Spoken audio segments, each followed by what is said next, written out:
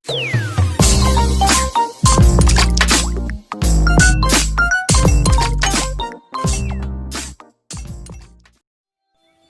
bismillahirrahmanirrahim. Assalamualaikum warahmatullahi wabarakatuh. Ketemu lagi dengan saya Desi Putriandi Supendi dengan NIM 11820600024 dalam praktikum fisiologi hewan, yang pada praktikum kali ini ada dua kegiatan dalam satu bab, yaitu alat indera. Dan untuk kegiatan pertama yaitu mengukur ataupun melihat titik buta pada alat penglihatan ataupun mata.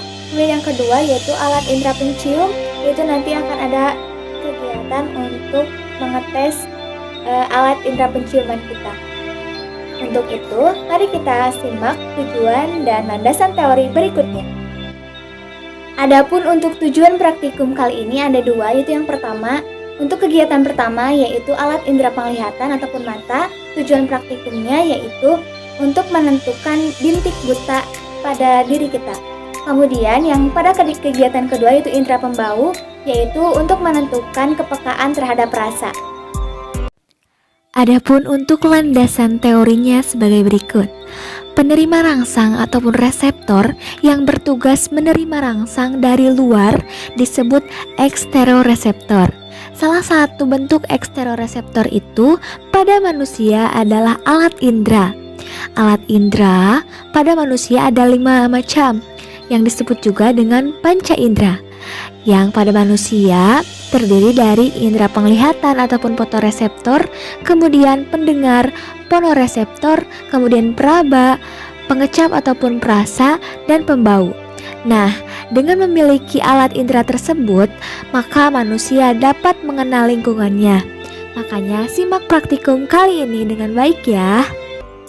Nah, adapun untuk alat dan bahan yang perlu kita persiapkan dalam praktikum alat indera ini, yang pertama yaitu praktikum yang pertama itu tentang menguji alat indera mata, yaitu ataupun penglihatan, itu titik buta. Yang perlu kita persiapkan yaitu kertas HPS dan pulpen. Nanti akan dibuat 3 x 14 cm.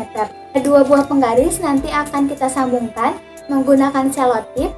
Nah, untuk yang selanjutnya yaitu praktikum yang kedua yaitu indera penciuman, yang harus kita persiapkan diantaranya yang pertama pisau dapur, kemudian yang selanjutnya ada talenan, kemudian yang selanjutnya ada satu buah piring, kemudian alat penutup mata, kemudian yang selanjutnya juga ada garpu untuk pengganti tusuk gigi, dan bahan-bahannya yaitu yang pertama satu buah apel, 2 buah kencur yang terakhir.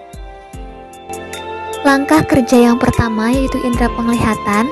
Sediakan kertas manila ataupun HPS 3 x 14 cm. Kemudian kita membuat tanda positif dan tanda titik dengan garis tengah minimal 2 mm pada kertas dengan jarak antara plus dan titik itu sejauh 10 cm. Langkah yang kedua yaitu kita menyuruh orang untuk pegang kertasnya itu sejauh 50 cm. Kemudian kita fokus kepada titik dengan mata kanan kita ditutup. Adapun untuk mata kiri kita itu tetap berpusat pada tanda titik. Kemudian dekatkan kertas perlahan-lahan dan ulangi percobaan tersebut sampai 3 kali, lalu catatlah hasil dari pengamatan tersebut ataupun percobaan tersebut. Jangan lupa ya, ukur dan catat berapa jarak antara kita dapat melihat dan hilangnya tanda tersebut. Nah, setelah itu balikanlah letak tanda titik tadi dan ulangi prosedur di atas dengan mata kita tetap ditutup dan sebanyak 3 kali. Nah, untuk yang selanjutnya itu langkah kerja kegiatan 2. Nah, kita kupas apel dan kencurnya terlebih dahulu. Kemudian setelah itu kita baru potong-potong apel tersebut dan kencur dengan ukuran yang kecil, dan tentunya harus sama ya, agar nanti tidak ada terlalu terasa perbedaannya pada saat kita praktikum ataupun percobaannya.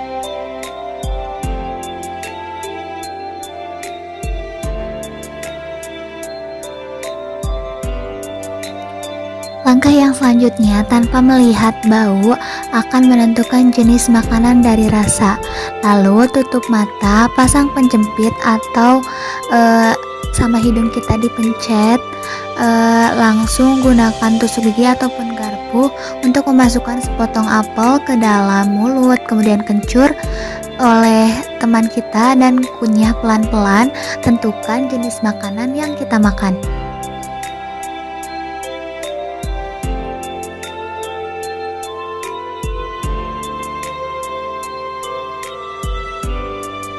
Nah, adapun yang selanjutnya yaitu hasil dan pembahasan.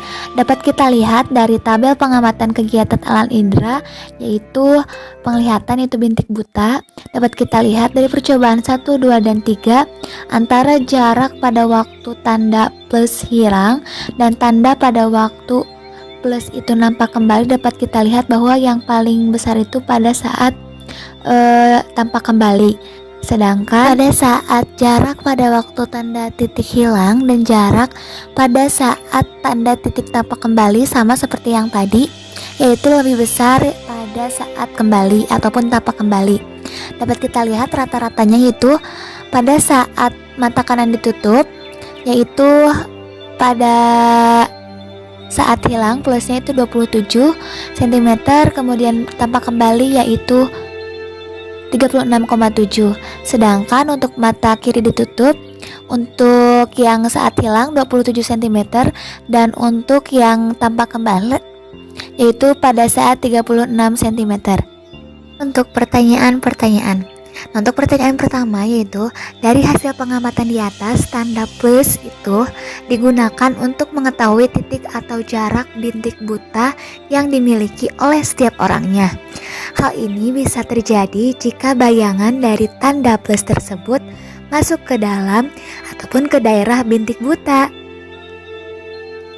Adapun untuk pertanyaan kedua yaitu jawabannya, pada jarak tertentu tanda positif hilang karena tanda tersebut dibiaskan masuk ke dalam bintik buta sehingga tanda tersebut hilang ataupun tidak terlihat. Hal ini disebabkan karena pada bintik buta tidak mempunyai sel reseptor cahaya. Nah, sehingga pada saat tanda tersebut muncul kembali karena retina sudah mampu menangkap cahaya sehingga bayangan tampak jelas kembali dan dapat terlihat kembali. Untuk pertanyaan ketiga yaitu tidak ada hubungannya antara peristiwa buta warna.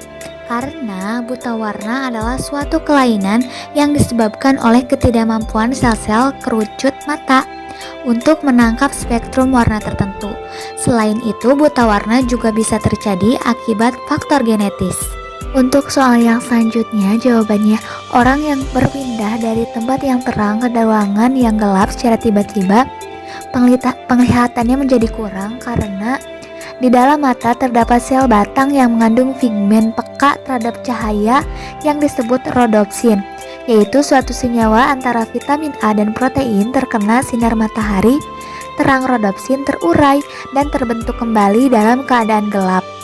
Nah, dalam waktu adaptasi tersebut mata kurang dapat melihat sehingga ketika pindah dari tempat yang terang ke dalam ruangan yang gelap, penglihatannya menjadi kurang. Pertanyaan yang keempat yaitu iya ada. Karena otot silindris berkontraksi sehingga lensa menebal untuk menangkap cahaya, sehingga objek yang dekat dapat difokuskan pada retina, sehingga akomodasi adalah kecembungan lensa mata yang dapat berubah-ubah atau menebal atau menipis yang membuat pandangan menjadi fokus. Untuk pertanyaan terakhir yaitu ia menggunakan kacamata yang dipakai itu berlensa rangkap. Cembung dan cekung di bagian kacamata yang berlensa cekung digunakan untuk melihat benda yang jauh, sedangkan lensa cembung digunakan untuk melihat benda yang dekat, sehingga bayangan benda dapat jatuh tepat di retina. Nah, untuk tabel yang kedua yaitu hasil pengamatan kegiatan alat indera pembau, yaitu kepekaan terhadap rasa. Dapat kita lihat untuk indera pembau ataupun aromanya pada saat hidung tertutup dan hidung terbuka itu berbeda. Pada saat tertutup baik apel ataupun kencur tidak berbau, sedangkan pada saat kita dibuka hidungnya terasa aroma apel dan kencurnya. Nah, kemudian untuk indera pengecapnya pada saat kita hidung tertutup baik apel ataupun kencur tidak memiliki rasa, akan tetapi untuk teksturnya terasa baik lembek ataupun kerasnya. Sedangkan pada saat hidung kita dibuka Rasanya itu terasa itu antara rasa manis pada apel dan rasa pedas menyengat pada kencur, dan untuk teksturnya sama seperti tadi, itu lembek dan kerasnya terasa. Pernahkah kita melihat orang yang memilih mangga manis dari pedagang dengan cara mencium aromanya saja? Atau justru kita sendiri yang pernah melakukannya? Terlihat agak aneh memang ya jika kita bisa mengetahui rasa tanpa mencicipinya. Namun, hal ini bisa dilakukan oleh setiap orang yang fungsi indera pembau dan pengecapannya baik loh. Karena hidung dengan lidah memang indera yang saling berkaitan satu sama lain.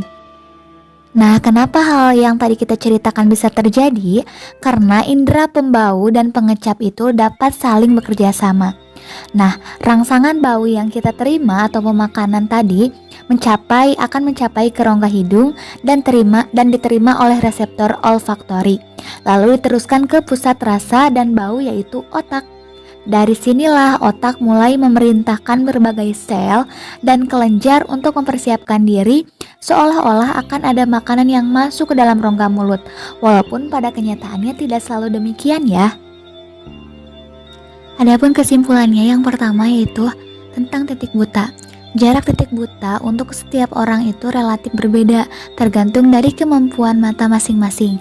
Kemudian, bintik buta adalah daerah tempat saraf optik meninggalkan bagian dalam bola mata dan tidak mengandung sel konus dan batang.